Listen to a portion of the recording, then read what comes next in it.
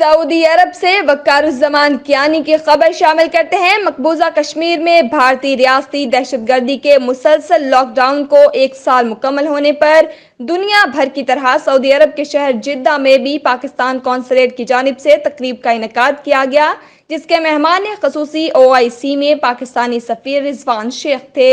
آج سے 1 سال پہلے 5 اگست کو بھارت میں مودی کی دہشت گرد حکومت نے مقبوضہ کشمیر میں لاک ڈاؤن لگا دیا تھا۔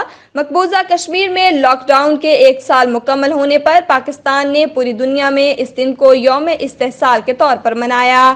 اسی سلسلہ میں پاکستان قونصلیٹ جدہ میں بھی ایک تقریب کا انعقاد کیا گیا، جس میں کشمیر کمیونٹی کے اراکین، سیاسی، کاروباری، سماجی، صحافی برادری اور قونصلیٹ کے عملہ نے شرکت کی اور تقریب میں وزیر اعظم عمران خان، صدر پاکستان عارف الوی، وزیر خارجہ شاہ محمود قریشی اور صدر آزاد کشمیر محسود خان کے استحصال کشمیر ڈے سے متعلق خصوصی پیغامات پڑھ کر سنائے گئے۔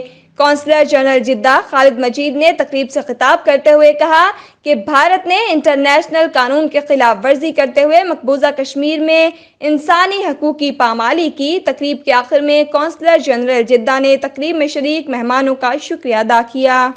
7 لاکھ سے لے کر 9 لاکھ تک افواج بھارت کی مختلف اوقات میں وہاں موجود رہی۔ دنیا میں اتنی بڑی تعداد میں ایسے علاقے میں اس کثیر تعداد میں کہیں اور وہ سب مل کر بھی ختم نہیں کر سکتے اس چیز کو۔ 72-73 سالوں سے ختم نہیں کر سکتے۔ میں جب امریکہ میں تھا تو خاص کر 5 اگست کے بعد مجھ سے پوچھا جاتا تھا، جو وہاں کے تھنک ٹینکس تھے ان کے اندر، کہ یہ 72-73 سال ہو گئے اور بھارت اتنی بڑی سیاسی اور معاشی قوت ہے، تو اب آپ جانے دیجیے، چھوڑ دیجیے اس کو۔ تو سمجھتے ہیں جو ان کو میں مثال دیا کرتا تھا، اور وہ شاید ہمارے لیے بھی ایک لحاظ سے متعلق ہے۔ وہاں تو یہ ذرا زیادہ جو ہے ان کی صورتحال پہ منتقل ہوتی تھی اور اس سے وہ زیادہ تعلق محسوس کر سکتے تھے۔